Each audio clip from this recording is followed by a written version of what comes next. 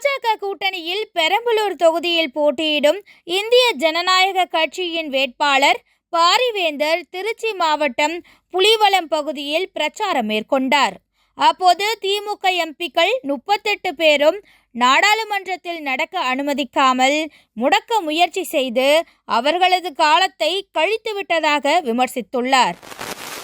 இது உங்களுக்கும் வந்திருக்கும் என்று எண்ணுகிறேன். வழக்கமாக ஒரு பாராளுமன்ற உறுப்பினர் தன்னுடைய 5 ஆண்டு காலம் முடிந்த பிறகு தான் என்ன செய்தேன் என்பதை விளக்கமாகவும் தெளிவாகவும் தன்னை தேர்ந்தெடுத்த மக்களுக்கு புத்தகம் போட்டு கொடுப்பது இந்தியாவிலேயே நான் தான் முதல் முறை செய்திருக்கிறேன் என்பதை நீங்கள் அறிய வேண்டும். இந்த 5 ஆண்டுகளில் 25 கோடி ரூபாய் கொடுத்திருக்க வேண்டும். கொரோனா காரணமாக எனக்கு கொடுத்தது 17 கோடி ரூபாய். அந்த 17 கோடி ரூபாயில் மைய அரசு கொடுத்த 17 கோடி ரூபாயில் அத்தனையும் உங்களுடைய தொகுதிகளுக்காக எந்தெந்த தொகுதி என்ன கேட்டீர்களோ அதை முற்றிலுமாக அந்த தொகை தீரும் வரை கொடுத்திருக்கிறேன். குறிப்பாக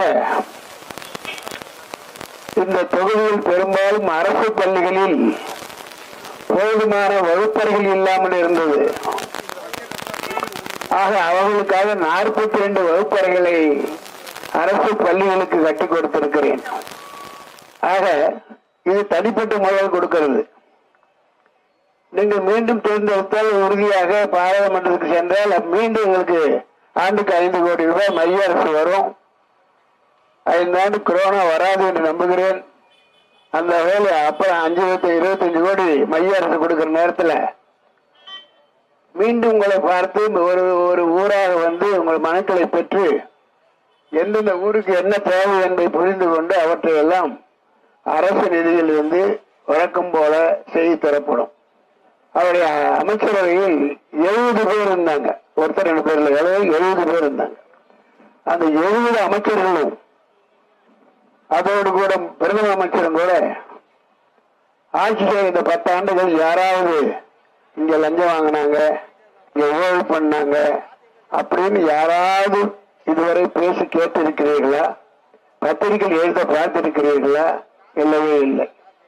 அந்த அளவுக்கு லஞ்சம் ஊழலற்ற ஒரு ஆட்சியை கொடுத்திருக்கிறார். நான் கடந்த முறை பாராளுமன்ற செய்த முதல் முறை நான் ஏதோ அதை பெருசா நினைச்சிட்டு போனேன். அங்க போன எல்லா எம்பியும் நான் கெட்டவன்னு சொல்ல முடியாது.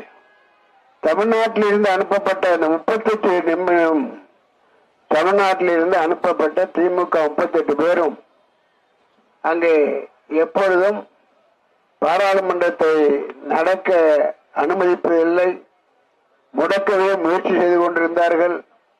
எதையும் கேள்வி கேட்டு பதில் பெற அவர்கள் பொறுமையும் இல்லை. அவருடைய நோக்கம் எல்லாம் மோடி எதிர்ப்பது.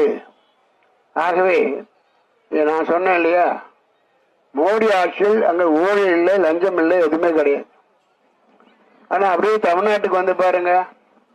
தமிழ்நாட்டில் பாத்தீங்கன்னா எல்லா அமைச்சர்களும் ஊழல்வாதிகள் என்று குற்றம் சாட்டப்பட்டு அதுல 2 ஒருவர் உள்ளே போய் இன்னைக்கு போனவர் இன்னும் வரவில்லை, இன்னொரு பெயில்ல வந்திருக்காரு. மீது எல்லாத்து பேர்லயும் கேஸ் இருக்கு. ஆக இந்த மாதிரி ஊழல் ஆட்சியில் இருந்து வருபவர்களை, ஊழல் கட்சியிலிருந்து வருபவர்களை தயவு செய்து டெல்லிக்கு அனுப்பாதீர்கள். என்னை எதிர்த்து நிற்கிற அந்த தம்பி இந்த ஊழல் கட்சி ஊழல் ஆட்சியிலிருந்து வருகிற தம்பி தான்.